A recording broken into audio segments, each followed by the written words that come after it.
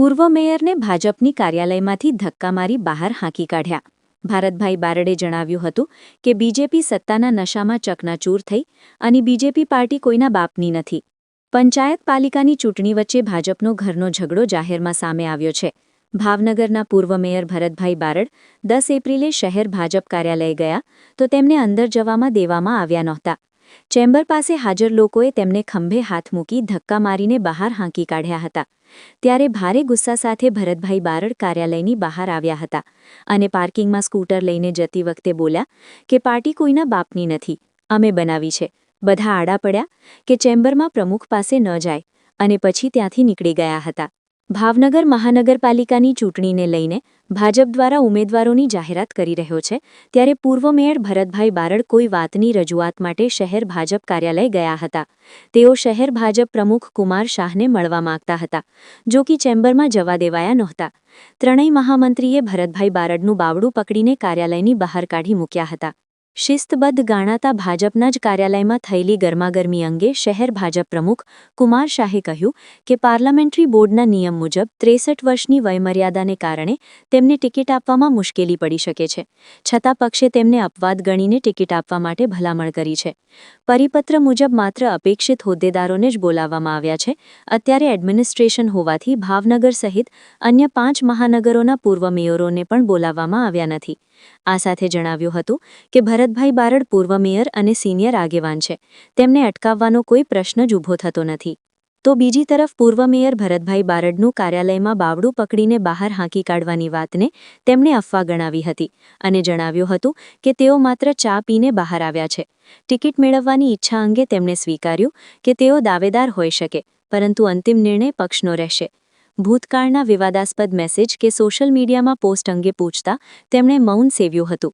તદુપરાંત કહ્યું કે હું શિસ્તબદ્ધ કાર્યકર છું, મારી કોઈ અવગણના થઈ રહી નથી. પક્ષ મારા માટે શિરોમાન્ય છે અને એક તરફ ભરતભાઈ બારડ વાતને અફવા ગણાવી રહ્યા છે, પરંતુ વિડીયો દેખાતા પ્રમાણે વાસ્તવિકતા કંઈક અલગ જ છે.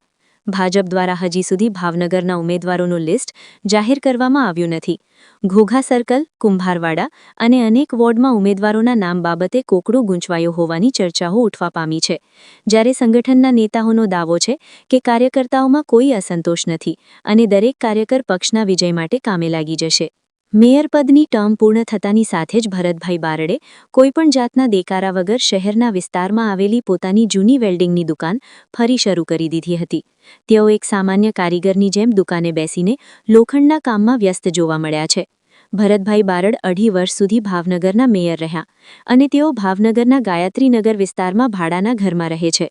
વેલ્ડિંગનો જે વ્યવસાય છે તે પણ એક કેબિનમાં ચાલે છે. મેયર કામ કરતા જોઈને સોશિયલ મીડિયામાં લોકો કહી રહ્યા છે કે સત્તા આવે અને જાય, પણ માણસાઈ અને પોતાની જમીન સાથે જોડાયેલા રહેવું એ જ સાચી સફળતા છે. અને ભરતભાઈ બારડની પ્રતિક્રિયા સાંભળો. બ્યુરો રિપોર્ટ, સમય 24 ન્યૂઝ, ભાવનગર. પાર્ટી હમણાં બનાવી,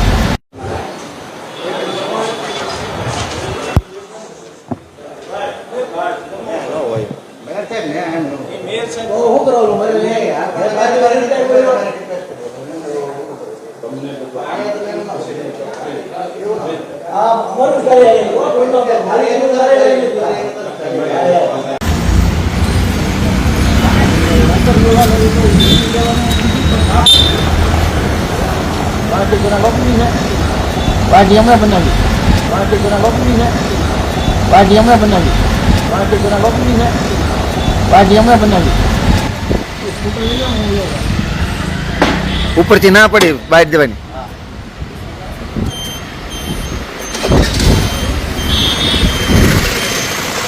એટલે ઉપરથી હું કીધું તમને બધા આડ્યા પડ્યા કે ઓફિસમાં નો જ આવે એમ પ્રમુખ, બધા આડ્યા પડ્યા કે ઓફિસમાં નો જ આવે એમ પ્રમુખ, બધા આડ્યા પડ્યા કે ઓફિસમાં નો જ આવે એમ પ્રમુખ.